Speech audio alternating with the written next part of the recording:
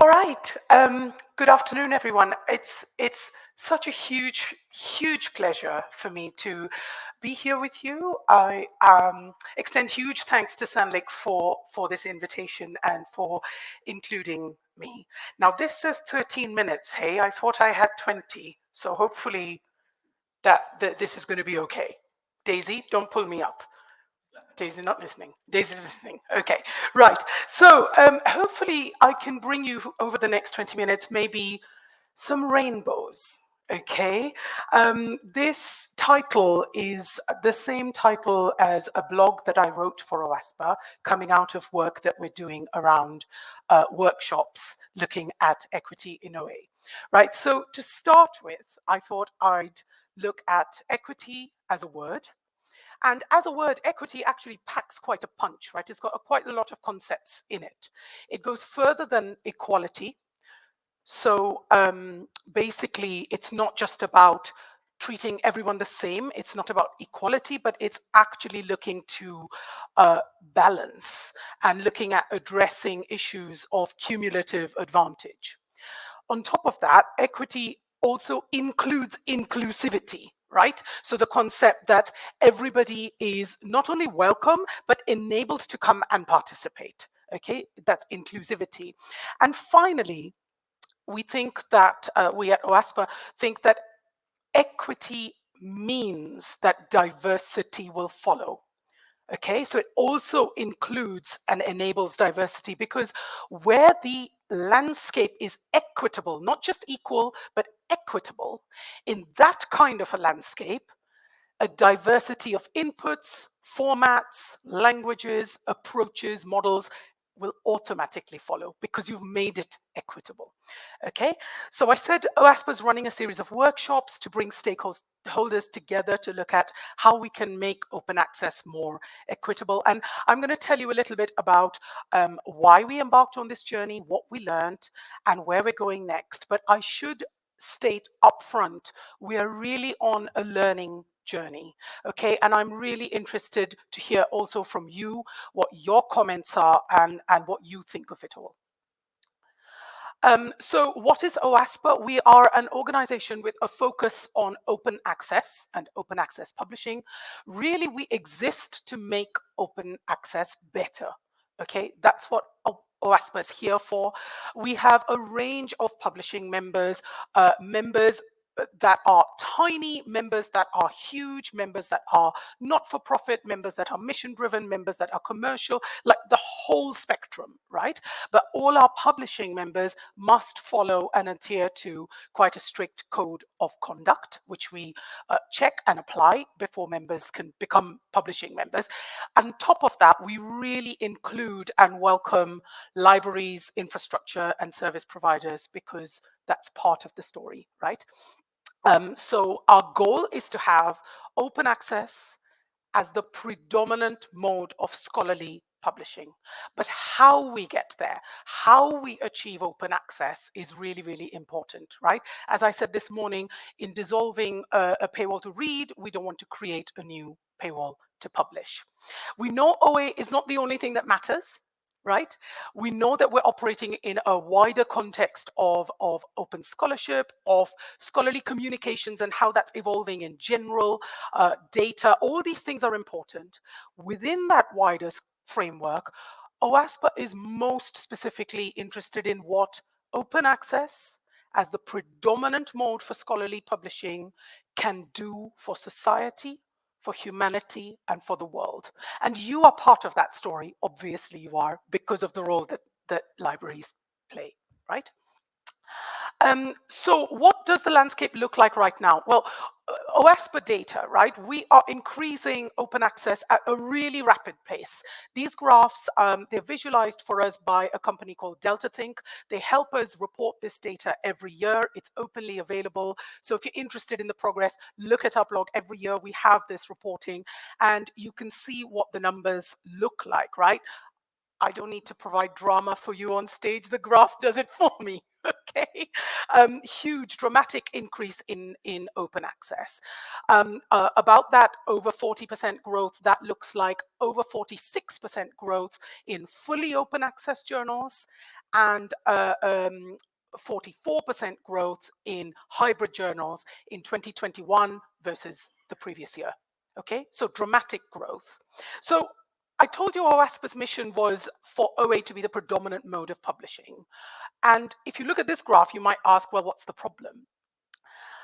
Well, really, the problem is that OASPA is concerned by a lack of diversity in the way that open access is being achieved, the routes to open access, right? Looking at the same data, what I can tell you is that to the end of 2021, just 10 publishers accounted for 83% of this open access output. Just 10 publishers.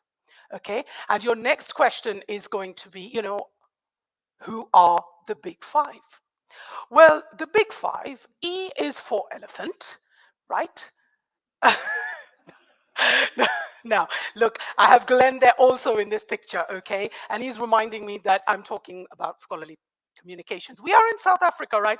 Big five only means one thing in South Africa, and I'm hugely excited to be in South Africa. So, that's my nod to that.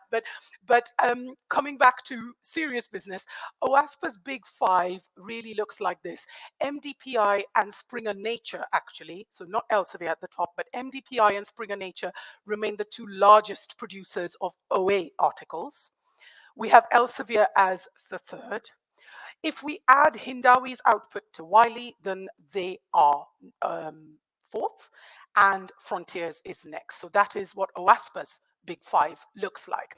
And if you remember, I said how we achieve open access is important. Well, this is how we're achieving most of the open access, right? Because such a huge proportion is coming from those publishers where the APC is so widely used. And here, let me clarify, and we heard from colleagues who spoke just before, it's not that these are the big five are the only ones, or OASPA's big five.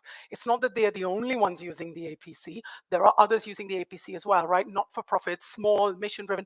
The APC really cuts across the open access publishing landscape to the point where people think open access and APCs are synonymous.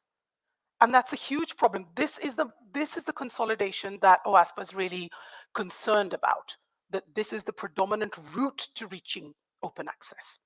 Okay, because as we know, and Ahmed, I think, said that in the fishbowl, transformative agreements aren't really changing anything. The building block for a transformative agreement, the building block for a pure publish agreement, bulk buying of APCs, let's say, the building block is still the APC, right, in these agreements.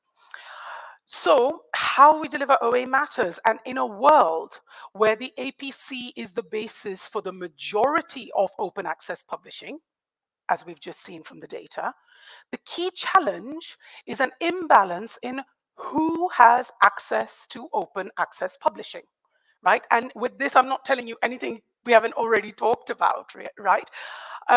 So OASPA really feels that we need open access that includes all researchers from all countries, at all career stages, and from all backgrounds.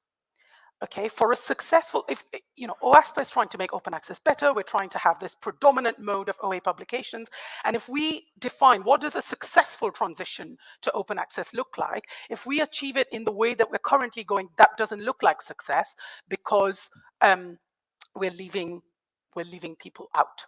Okay, and then that's not open access for all of humanity. Neither is all of humanity contributing to that open access. Now, I talked already this morning about the two parts to equity. That's on the top left and right of the globe there. So the financial models, so that we remove financial barriers to participation, and then engagement, equity and engagement, so that everybody feels that they can be a stakeholder with a voice, with influence, who edits, who influences the future of scholarly communication, who is part of the conversation of what quality looks like in outputs. Okay, So we can't do everything all at once. So OASPA chose to start somewhere, and we chose to start with looking at business models and the finances because that's where the consolidation looks so dramatic, and we wanted to do something about it. And distilling a really long list of references for you, I've distilled them down to just these few over here, but I can sort of distill that down and tell you that the current system is leaving out scholars from the global south, no surprise, leaving out scholars who are at earlier stages of their careers. Again, I don't think that's a huge surprise. And it was interesting to me, but extrapolating a US-based study, okay, so this is a high-income global north country, extrapolating from there, the current system is basically leaving out, and I'm just going to say it now, anybody who is not an established male. Okay? So, what I mean by that is males who have higher professional ranks, the system favors them and nobody else. Okay, this is why I'm going to say again, open access done in this way is leaving out the vast majority of the world's scholars. And let's for a minute imagine that we use TAs only, okay? And TAs work, and every research organization in the world, strikes a TA deal that they are happy with, and pure published deals and things like that. What happens then to everybody that I've just brought up on the other side of the slide? These individual scholars are still going to be left out, even in that. They're left out now, but even in that world, hypothetical world where TAs have worked, they are still being left out. Okay, so this is why OASPA decided earlier this year to bring stakeholders together. We've had 2 workshops, and mostly we've brought librarians and publishers together to puzzle out, right? These are workshops, they are discussion based, they are interactive, there are no presentations, right? We're trying to solve problems, we're trying to build consensus, right, Andrew? Which is hard work, but we also had a few funder and researcher voices in the room, okay? And I should credit here Information Power. They were the external party who we worked with to deliver these workshops. We were very clear that we wanted in the workshops a neutral party facilitating the conversation, okay? Which is why we brought them in. And a few things that we found from the 2 workshops we've held so far. Firstly, we established that it's time to rethink both how and if APCs, or I will add here, the slide doesn't say it, but I will add it, or BPCs as the book publishing equivalent, right, for scholarly outputs. Everybody agreed that we should go beyond just making some fixes to the current payments and payment workflow systems. And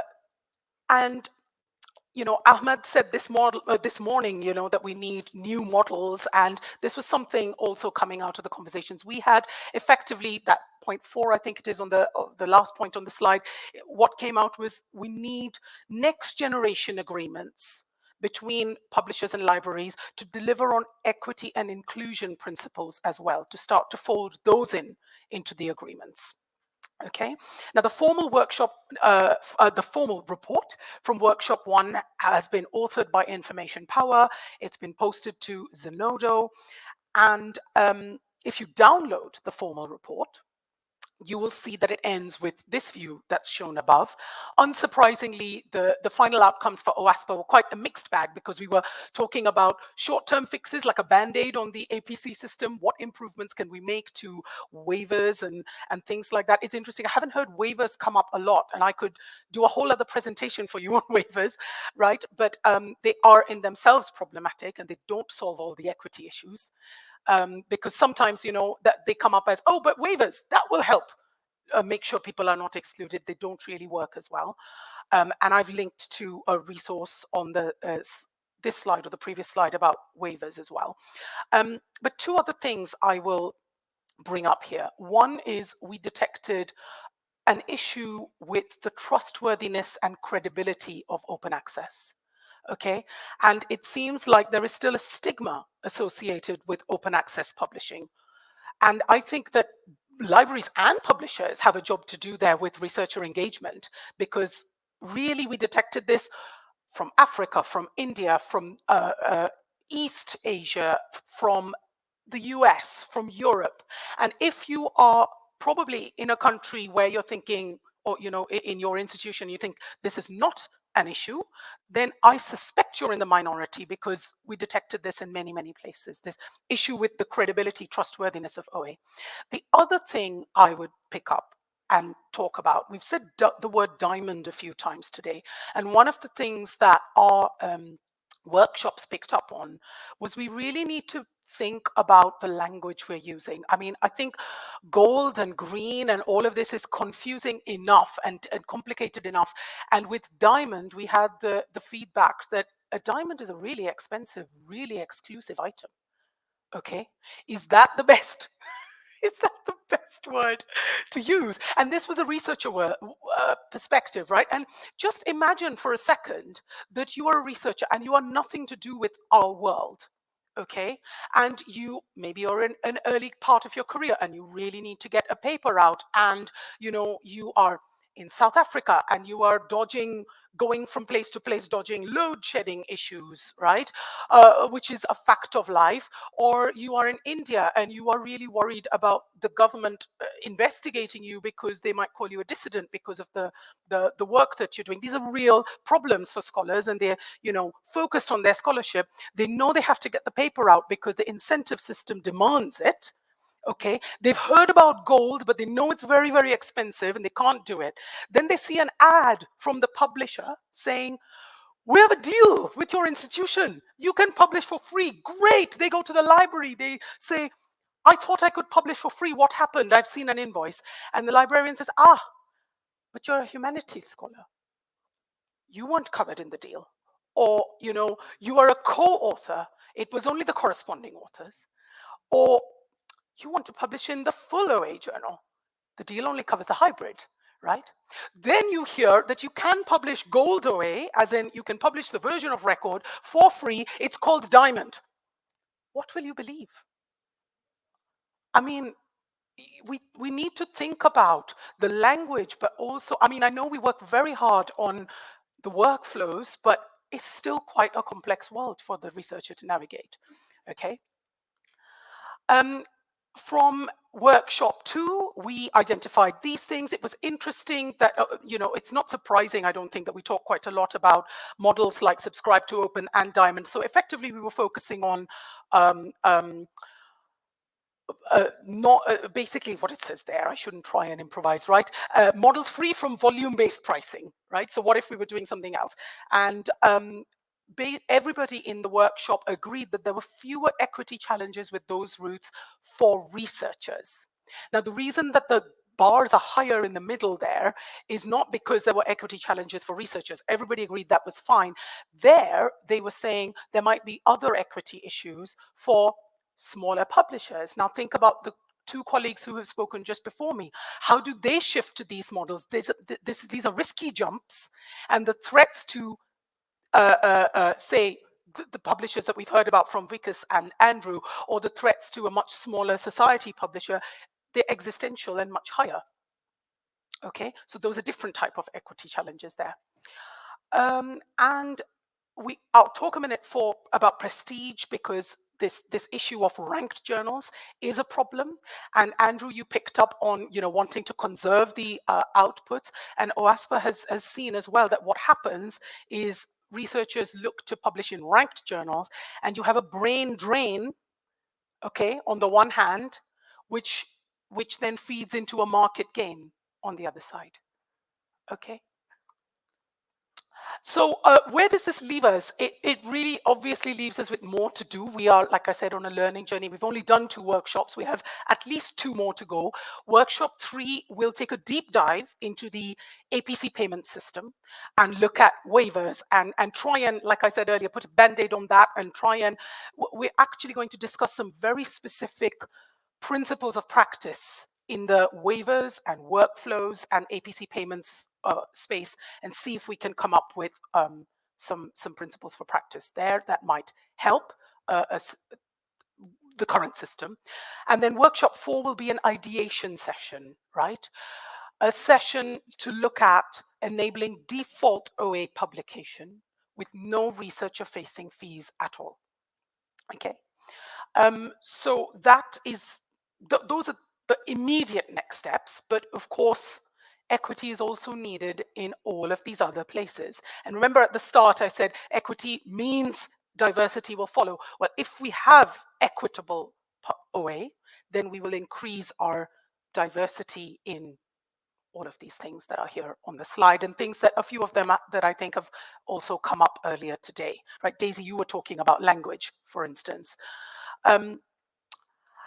So you might be tempted to ask, what's with all the rainbows? Why the rainbows?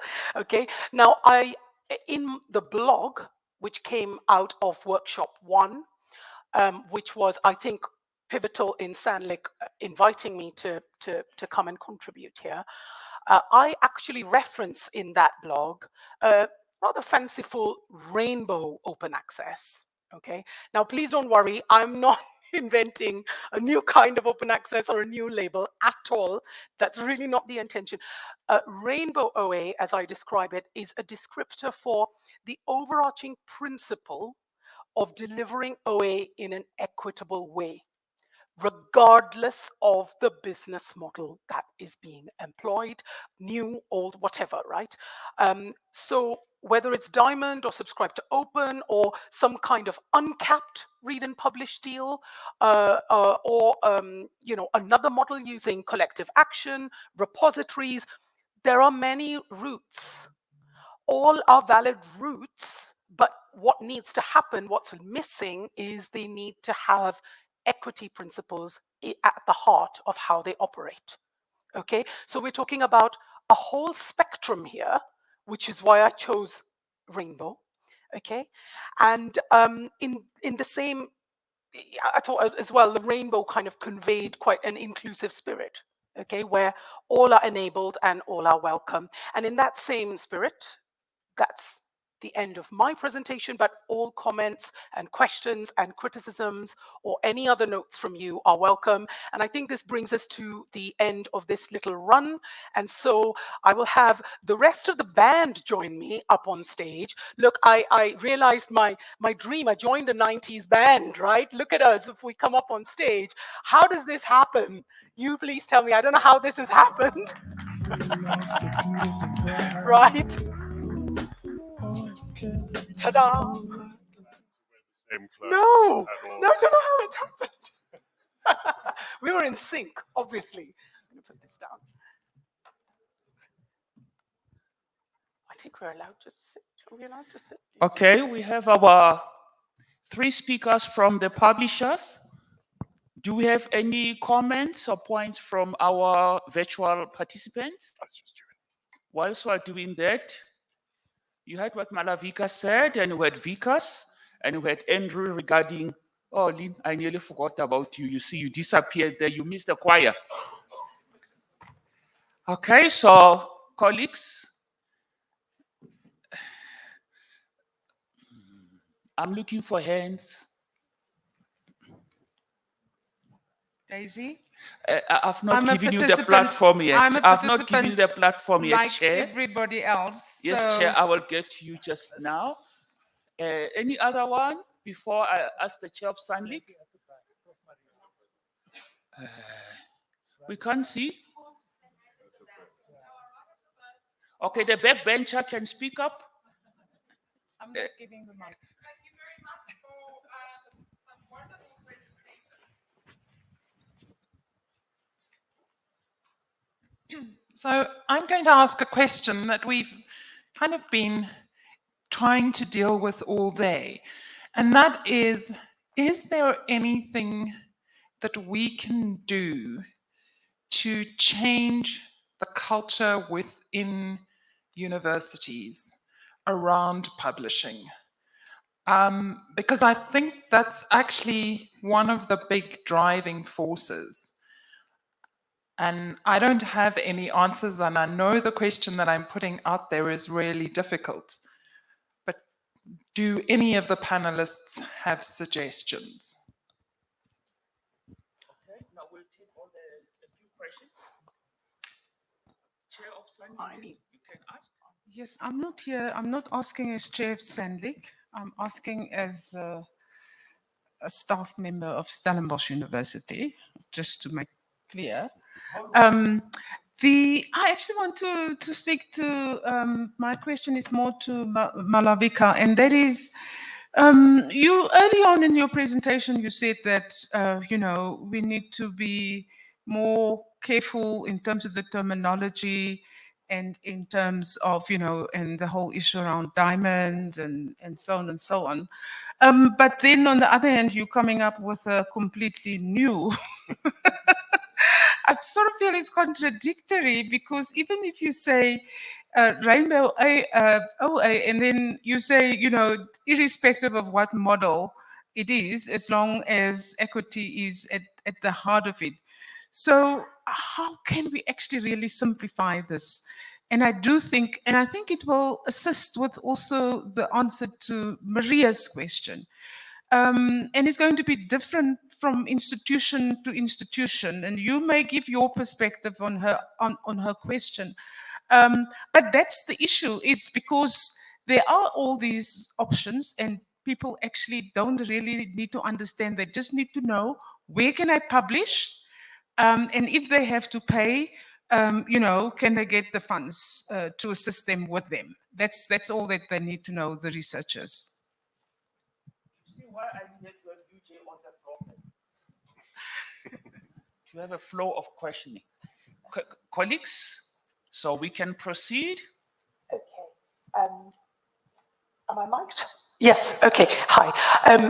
Thanks, Ellen. Just to clarify, the rainbow OA is not a type of OA; it's a concept, and it's I articulate that to Skolcom's professionals, right? I'm not saying we need to put it out there and make it part of what we offer and tell scholars to do. It's to help conceptualize how models at the moment could change, okay, and how they need to change, in fact, and we need to start to think about and do some work on, okay, what is the best way to achieve OA, and what do we already have that we like elements of, and how do we bring principles of equity and inclusion into that to offer OA in a way that is equitable, right? So what I'm trying to say is, we don't have to necessarily create something brand new, although that would be fine too.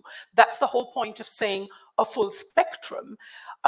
Achieving open access, you can choose to do it in so many ways, and that is okay. The problem is the exclusion at the moment. So it's about bringing principles of equity into your routes to open access. That's what I meant. Does that help?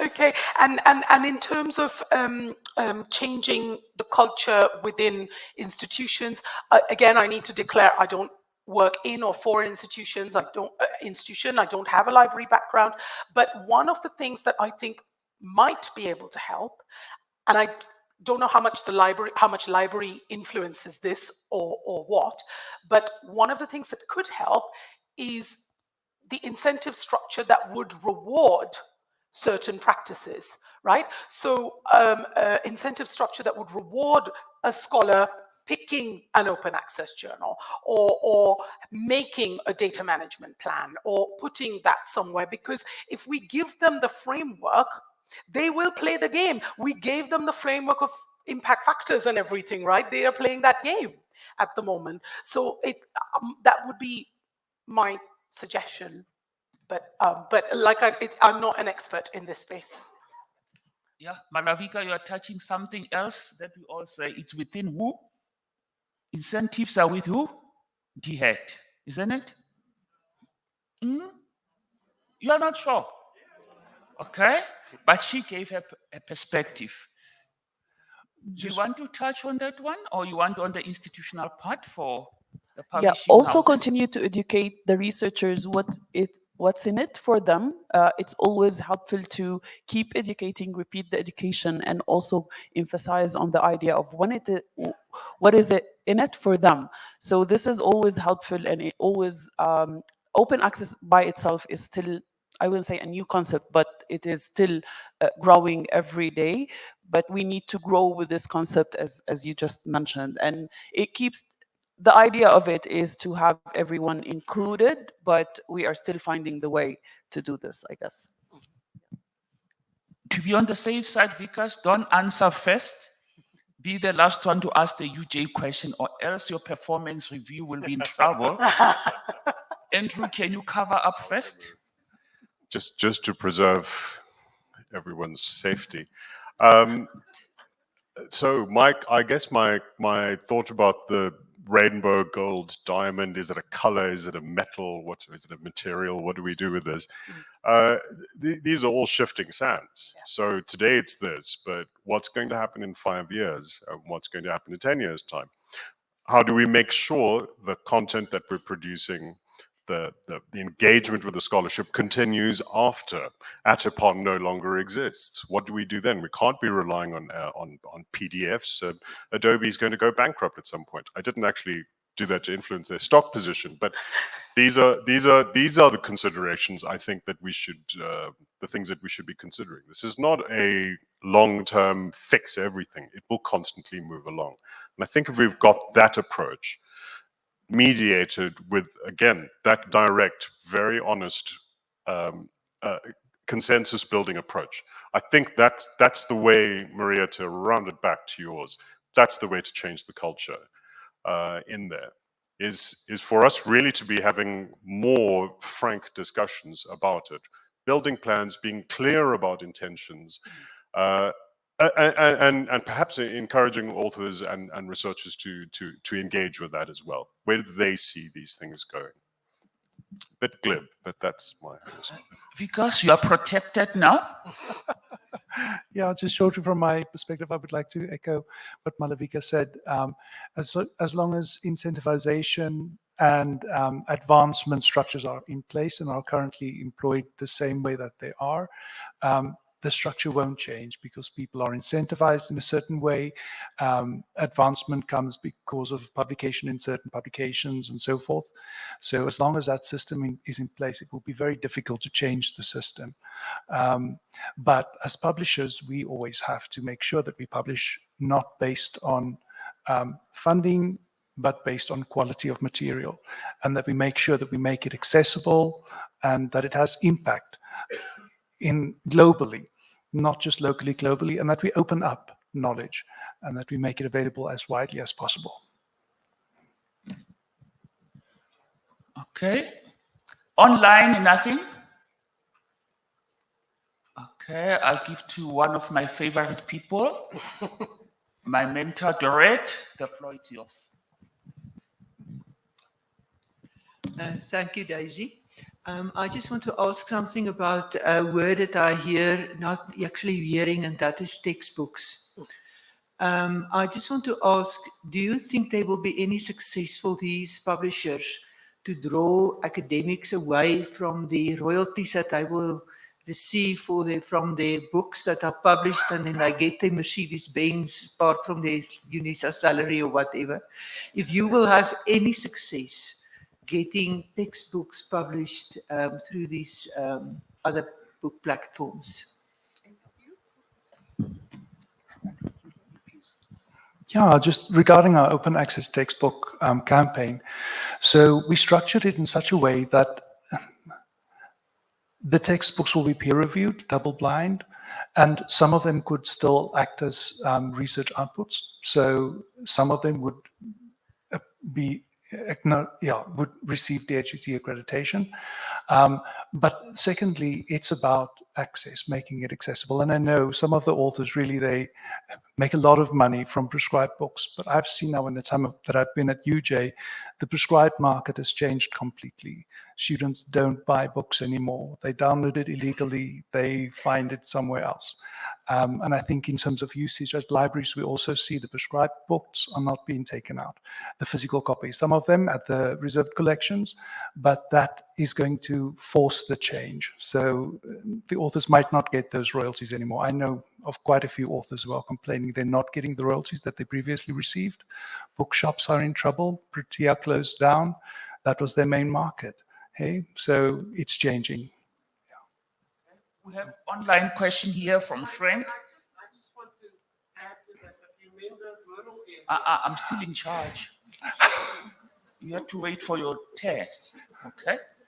So can we address first the question online? Then we'll come back to that one as a follow-up. How do publishers decide which journals to include or exclude in transformative agreements? The criteria mainly. It's from Frank. Thank you, Frank. Publishers. I can't speak for all the publishers, but let me speak about Springer Nature. Actually, we have a group of journals that are hybrid journals where you can publish open access at, and there are already journals that are fully open access. When we sign an agreement, the agreement includes our hybrid journals, which you can publish at, or it can be and or also include the fully open access journals. So the list is clear from the beginning. We don't pick and choose usually, but it is a list of hybrid journals, a list of fully OA journals that the funder can sign to publish at. I don't need this. Forgot. Yeah, thank you. I guess as well, with transformative agreements, sometimes you have capped deals and sometimes you have uncapped deals, and that can also be something that influences a publisher in terms of how much they're ready, I guess, in some sense, to throw into the mix.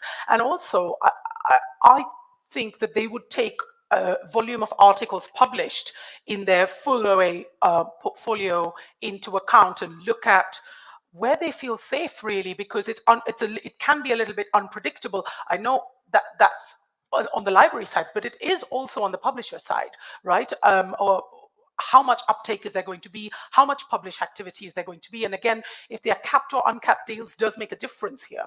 Okay, so I think to some degree as well, it's where the publisher has a level of comfort. And another factor that I have seen influencing this decision is, how simple the admin needs to be, right? So for smaller society publishers, and I'm talking really small, admin and managing transformative deals is really hard. There's a lot of stuff to track, right? And you know this.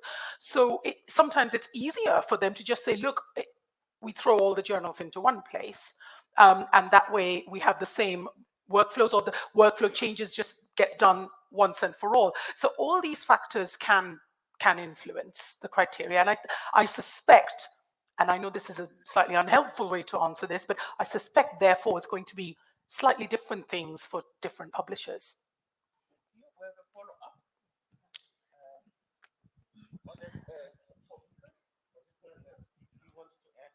So sorry, very, very briefly, I don't have an answer to that question, but I think it goes back to something that I hinted at in that last slide, was to know what are these criteria that we're working towards. And I think some clear communication, keep coming back to communication,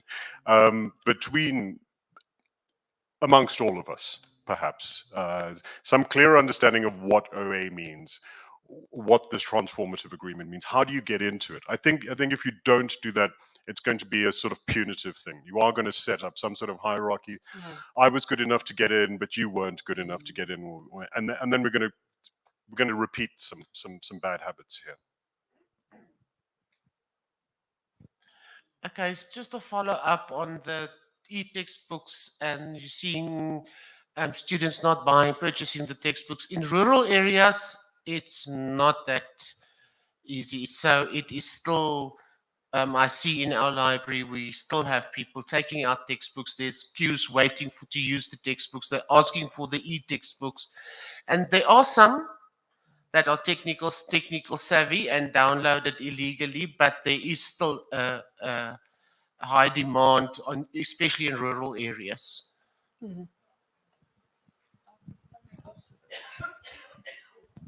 Just to add or confirm the need or the usage of those textbooks, back in COVID, when we launched the free or the open access launch for the textbooks for maybe a couple or 3 months, if I remember correctly, and the downloads were massive all over the world. Like it crossed, I think, 200 million downloads or something like that. So the need is there, and the interest is really high.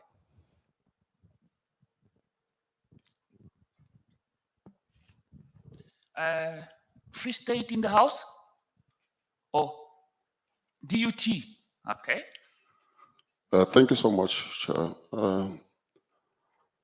Thanks so much, colleagues, for such insightful reflections. I have a question that is directed to Malavika, and perhaps maybe even to the rest of the panel. We have recently signed on a number of transmission agreements as part of our efforts, of course, to make open access a default scholarly communication mechanism. However, in the last year or so, we have witnessed critical voices, both in practice and in the literature, actually rejecting transformative agreements. And these voices are coming from Europe, and the very same, voices are the one that started, a discourse around this transformative agreement. But now they are rejecting that. They seem to be rejecting that, and I think that's based largely around the issue of this transformative agreement not really advancing the interest of the research institution coming from the global south. What is your view, Malika, on that? Thank you. Thanks. Can I just check that I've understood the question? Are you saying TAs were promoted by Europe, now Europe says don't do TAs, and what do I think about that? Is that the question? Yes. Okay, great. Thank you. And you know what? It's a great question. It's a really, really good question. And I will answer this from a personal perspective, actually, because I have a personal experience here. I used to be at the Biochemical Society. They are a really small society. They own their own journals. They publish their own journals independently. And we responded just like you said, transformation and the transition, and we have the chance to change the gear and go up, right? And ramp up the amount of open access we publish. Fantastic. And I was actually myself on a panel saying, right, we take a first step. We take a first step by flipping certain institutions and flipping certain countries. And it's because we did not have, at the time, the experience or the long-term view. We took a step, and I think this is why to acknowledge learning is very important, and I did that right at the start of my presentation as well, because I've learned myself, right? You experiment, you realize a problem, you have to adapt, you have to iterate. And I realized myself leading this program and convincing my society board to take a risky step and move to a transformative program. Okay, I've been on that journey. And then I started to see, okay, it does influence how many papers are coming from places where we start to open the doors, right? Then you start to join the dots and you say, okay, but that means we're only opening the taps there. Now, how do we even start to talk to somewhere where we have no deals? And how do we then achieve that ideal of default OA? Like you very rightly said, right? So it was a step-by-step learning journey, okay? And now here I am myself on a different panel saying, hey, actually there's some equity issues here. Okay, so it's about learning and iterating. Okay. We have one more presentation, vendor presentations. Thank you, colleagues. If we can just give them a round of Thank you. applause.